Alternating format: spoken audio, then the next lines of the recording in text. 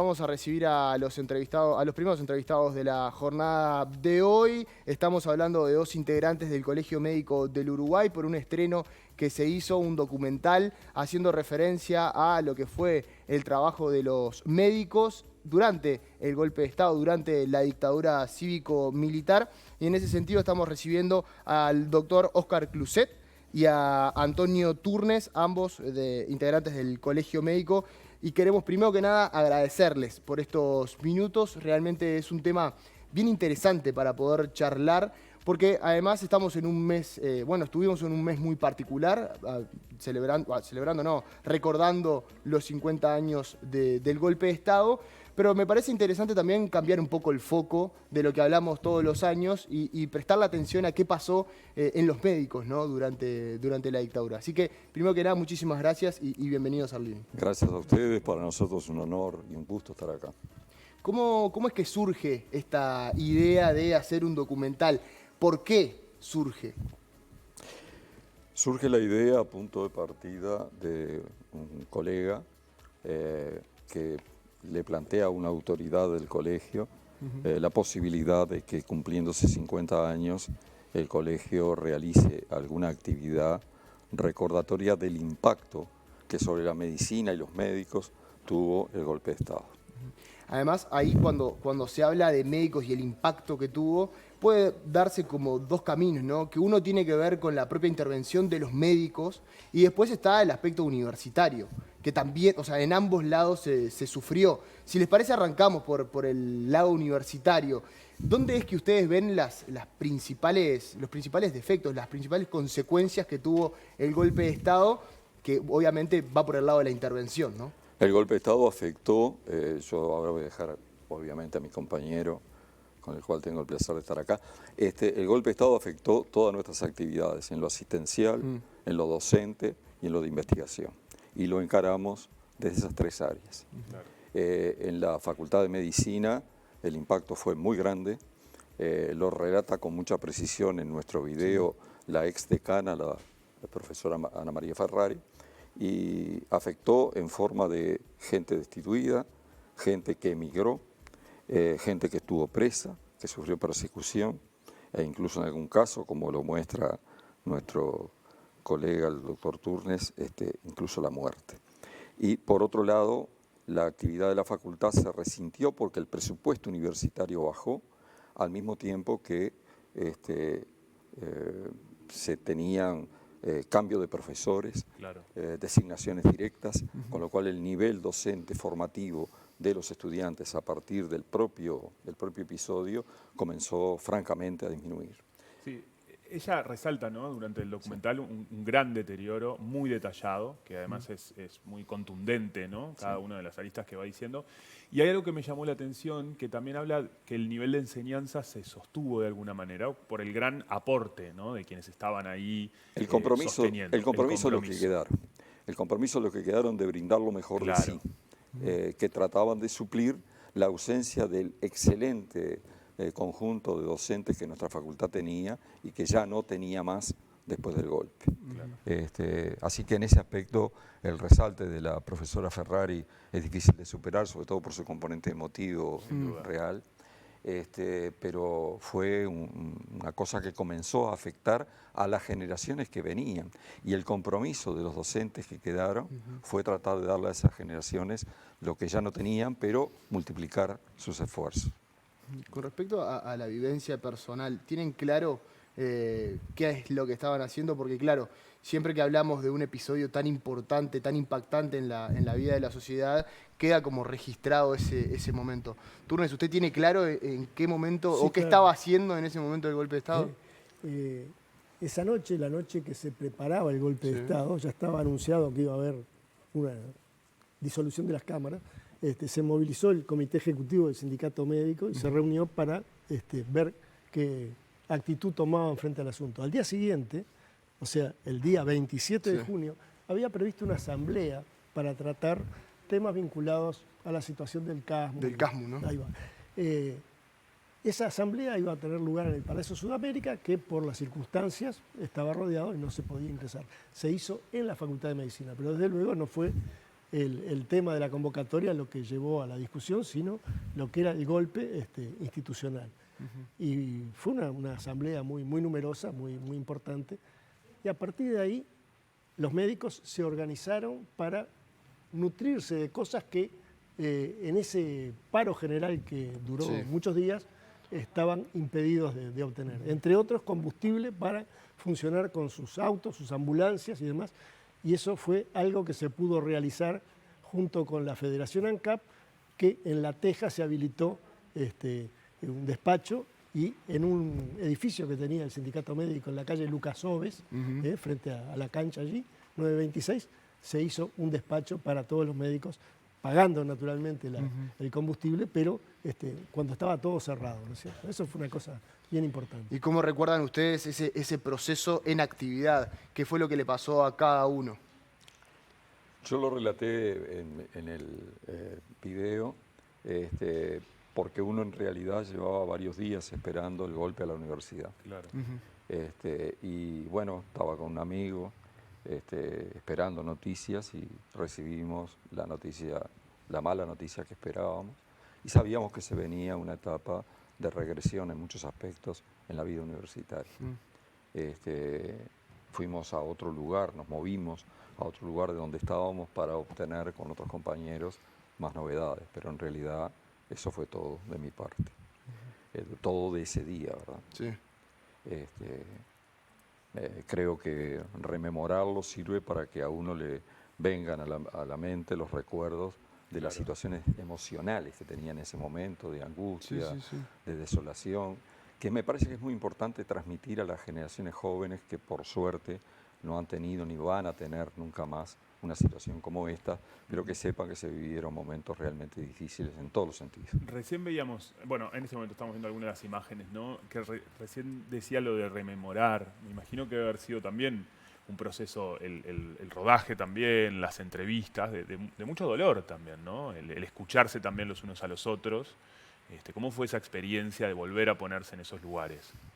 Muy removedora porque vuelven a primer plano cosas que teníamos ya Claro. olvidadas, particularmente lo que tiene que ver con la afectación a los derechos humanos concretos sobre personas que conocimos. Claro. O sea, la desaparición de una persona que trabajó con nosotros, o que nosotros trabajamos con él, ¿no? El evocar aquella circunstancia de que un médico detenido moría en prisión y que otro médico detenido por las consecuencias de la tortura tenía una hemiparesia y que tenía que ser internado, hacer una junta médica, en fin, toda una serie de cosas. Y lo que vino después, porque eso era antes del 27 de junio del 73. Eso ocurrió en democracia, Claro. cuando la democracia se venía deteriorando. Pero a partir del 27 de junio del 73 se inició una etapa más negra todavía, con muertes en el país y en el exterior, con torturas hasta los últimos tiempos. O sea, la muerte del doctor Roslik fue un hecho muy marcante, y ocurrió en abril del 84, cuando ya estaba a su término la dictadura. Y particularmente todo lo que significó en la universidad, que la universidad fue intervenida en octubre del 73, después de unas elecciones universitarias que por primera vez se hacían generales, con voto secreto y toda una gran participación, con un gran entusiasmo además de todo el demos universitario, trajo como consecuencia la separación de una cantidad de docentes de primera calidad que muchos de ellos quedaron sin cargo, claro, pero otros tuvieron que irse del país. Algunos que tenían dedicación total, o sea, que vivían de su sueldo en la universidad, claro, caso del director del Hospital de Clínica, el doctor Hugo Villar, caso del doctor Jorge Butón, que era profesor de Clínica Médica, del doctor Atilio Morquio, de esas figuras que perdieron su cargo y los estudiantes perdieron la docencia de esas figuras brillantes. Por otro lado, eso no fue solo una cuestión de Montevideo. En el interior, en muchos lugares, hubo médicos que estuvieron detenidos en cuarteles durante largo tiempo. Me acuerdo del doctor Gómez Botuso en Artigas, que lo sacaban del cuartel para atender a algún paciente particular o para ayudarle a operar a su hermano. Pero digo, estuvo sometido durante años a ese régimen. Es una cosa muy dura de recordar. Claro. son personas en general que han desaparecido. Solamente uno de los testimonios, el doctor Marcelo Viñar, aportó lo que le ocurrió a él como psicoanalista, que por tratar a un paciente lo llevaron y lo procesaron, eso era democracia todavía, con la justicia militar como asociación, como asistencia a la asociación. Claro. Esa es la figura que emplearon. Hablábamos hoy de los diferentes caminos o problemas que se fueron generando y los diferentes lugares, digamos, por así decirlo. Hablamos de la academia, de la investigación y de la atención. En el aspecto de la atención, hubo también, más allá del presupuesto que se designaba para la EUDELAR, la preparación de los docentes, y bueno, eso con una consecuencia en la atención, pero ¿en qué otros aspectos la atención fue desmejorando en época de dictadura? Bueno, una de las características que vale la pena resaltar es que en muchos lugares faltaban insumos, porque uno dice están vinculados claramente a lo presupuestal, pero en definitiva, para mí, médico que actuando en el primer nivel de atención, por ejemplo, Es la herramienta. O en el segundo nivel, como médico de hospital, como era mi situación en aquel momento, yo necesitaba los recursos en el momento. Es como la herramienta del trabajador para Los recursos hacerlo, que no eran sustituibles en ese momento por dinero. Y había una carencia muy marcada de ellos en los distintos hospitales públicos. Y a nivel de la investigación, obviamente ahí los profesionales o los estudiantes que se retiraban a otro país, bueno, las detenciones también tuvo un impacto, ¿no? Sí, dale. Sin duda tuvo un impacto muy importante porque grandes investigadores dejaron el país o perdieron su lugar de trabajo y otros perdieron apoyos y posibilidades de desarrollar los proyectos que ya tenían encaminados. Este país tuvo siempre una muy fuerte investigación en el área biológica. Claro. Basta recordar el Instituto Clemente Estable, que continúa actuando y que viene de largo tiempo funcionando produciendo investigadores de primer nivel en la escala mundial. Todos ellos, muchos de ellos tuvieron que irse y el funcionamiento de la parte de investigación cayó verticalmente. Claro. Algo también que se resalta en el documental y que se habla mucho es de la ética profesional, ¿no? De justamente los y las profesionales, pero también se habla y se señala la minoría, ¿no? Porque se habla de todos aquellos que se sostuvieron frente a la ética profesional, pero la minoría que de alguna manera colaboró con este proceso, ¿no? Que me parece que también es interesante para ver el mapa en general de lo que sucedía. Sí, pero a mí me gustaría separar dos cosas. Una es, me quedé en este lugar y voy a colaborar con el fin del lugar, tratando de hacer lo mejor de mí. Y otra es, me quedé en este lugar y ahora voy a colaborar con quienes provocaron el cambio. Por eso. Son dos cosas diametralmente... No, quien se colaboró Ambos se quedan, pero y se aleja de la ética profesional también, de alguna manera. Se aleja de las reglas. De las reglas, claro. Particularmente, vamos a ser quizá un poco más claro, hace muy poquito se dio la condena a un médico en el departamento de Salto que, según lo que manifestaron algunos testigos, formaba parte de las torturas y decía hasta qué punto continuar con la tortura y hasta qué punto no continuar con la tortura y ver quiénes estaban disponibles o aptos para recibir este tipo de procedimientos. En ese sentido, ¿el colegio hace una introspección autocrítica? ¿Formaron parte del colegio? ¿Cómo se manejó a la interna No todo había el proceso? colegio. En el 2009 recién se creó. Seguro. Empezó a funcionar en el 2012. En el 2012. O sea que está alejado totalmente. Estaba alejado, pero muchos de los que forman parte estaban trabajando. Ah, sí, pero claramente... Claro, por eso. Claramente el colegio condena, como no puede ser de otra manera, claro. a los médicos que se apartaron de eso, pero no había en ese momento ni colegio, ni código de ética, ni tribunales de ética. Claro. Y en realidad pasaron, yo lo remarco esto, entre el golpe de Estado y el pleno funcionamiento del Tribunal de Ética, tanto del sindicato Tribunal Arbitral como el de la FEMI, Tribunal de Ética, recién se formaron en el 96 y 97. Claro. Es decir, pasaron un montón de años, muchos años en los cuales se hubieran necesitado esas dos herramientas como las tenemos ahora para realmente hacer jugar la importancia de la conducta ética de los profesionales. Claro, ahí vemos también la importancia de esas herramientas, ¿no? Que se crearon y lo fundamental y lo importante que es sostener eso. De tenerlo presente. De tenerlo.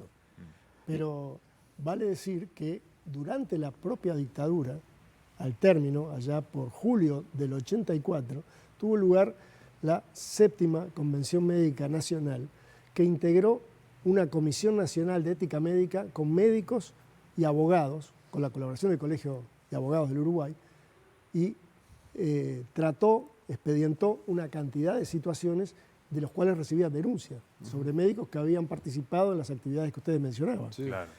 Y eso dio lugar a una serie de sanciones a personas que se comprobó que habían desarrollado su actividad en esas circunstancias, apartándose de las normativas éticas. Claro. No había colegio, como bien dijo el doctor Cruzet, no había códigos de ética locales, nacionales. Había normas internacionales, pero incluso las normas internacionales, el código que tiene que ver con los médicos frente a la ética y la tortura, la Declaración de Tokio, se adoptó en el mismo momento que era intervenido el sindicato médico. El 1 de octubre de 1975 se intervino el sindicato médico y en Tokio se estaba aprobando con un delegado del sindicato médico allí, el doctor Omar Barreneche, esa declaración de Tokio que era la regla para valorar lo que era la intervención del médico frente a actos crueles, inhumanos o degradantes. O sea que esto también tiene que tomarse en ese contexto, ¿no es cierto? Decían ustedes que hubo procesos sancionatorios, digamos, contra esos médicos. ¿Qué pasó a posterior, teniendo en cuenta de que, y la verdad es una pregunta que les hago, esos médicos sancionados continuaron en actividad? ¿Cómo fue ese proceso? ¿O se les negó seguir en la actividad? En realidad, cuando la Comisión Nacional de Ética surge, como lo acaba de expresar el doctor Turnes, comienzan a llegar, cuando se restaura la democracia, comienzan a llegar denuncias. En el momento en que la Comisión Nacional entra, el sindicato y FEMI le hacen llegar denuncias concretas, pero nosotros, yo remarco esto también, porque nosotros vimos un caso que había sido examinado en la Comisión Nacional de Ética previamente y había sido sobreseído el denunciado. En realidad me parece que se manejaban con un cúmulo muy importante de limitaciones en el acceso a los documentos y a las pruebas, que no existió después en democracia. Porque claro, esa comisión tuvo que actuar bajo dictadura. Claro. Y en consecuencia su grado de recabamiento de pruebas contundentes para darle solidez a las decisiones debe haber sido muy importante. Todo eso creó un archivo, ese archivo fue administrado por FEMI y por el sindicato médico, quedó bajo custodia de un colega, de un jurista, pero fue muy importante para nosotros después poder acceder a ello y ver quiénes habían denunciado y cómo había sido la actuación anterior, que fue con extremas limitaciones. Ese archivo finalmente fue entregado a la Suprema Corte de Justicia hace 2 o 3 años, pero vale decir que la Comisión Nacional de Ética Médica actuó con mucho rigor en lo formal, porque no podía condenar a alguien o configurar que había tenido un delito de tipo ético, que era el cometido, si no tenía prueba suficiente. O sea, con un solo testimonio no alcanzaba.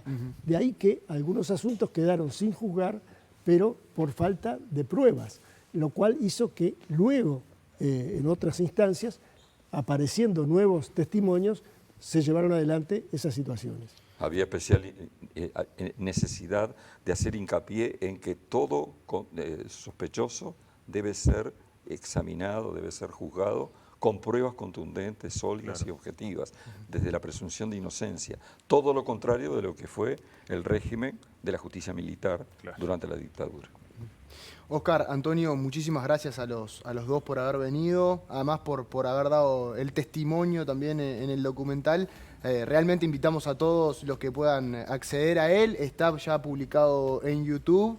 Y bueno, agradecerles nuevamente por la presencia, por darle visibilidad a este tema y por darle otro foco también, porque en realidad, más allá de la actividad que se hicieron en ese momento, cualquiera sea la profesión, todos de alguna forma fuimos afectados, así que es bien importante poder hablarlo y tocarlo diferentes temas. Le damos las gracias a ustedes, a este programa, por esta oportunidad de explicar esto. Muy agradecido.